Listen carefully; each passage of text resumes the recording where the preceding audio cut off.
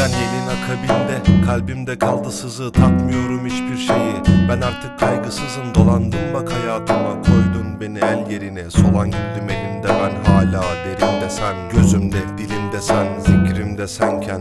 Ne olur ne olur sen kendine gelsen. Yanan beni bilsen, kalbimi işitsen. Halimi soran da yok, yangını bilirler. Sana doğru adımlar, görme beni yok say. Kurduğum tüm hayallerim açık ara offside lan. İstemesen de beni, içerimde oflanmam. Hayatım darma duman, farkın yok ki korsandan. Bazı gecelerde öyle düşüyorsun aklıma. Gözlerinden akar yaşlar, varmıyorum farkına. Yaşadığımız onca güzel anıların hatırına. Ben de bazı gecelerde gelseydim aklına. Neydi bizi ayıran bak anlamadım söyle. En parlak yıldızken bir gecede sönme. En değerlimsin sen, vakitsiz ölme. Bilmiyorum ben nasıl yaşayacağım böyle.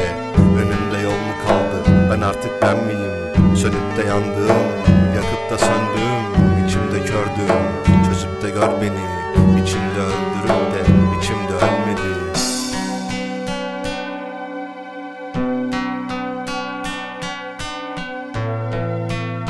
Vakitsiz ölme. Önümde yol mu kaldı, ben artık ben miyim?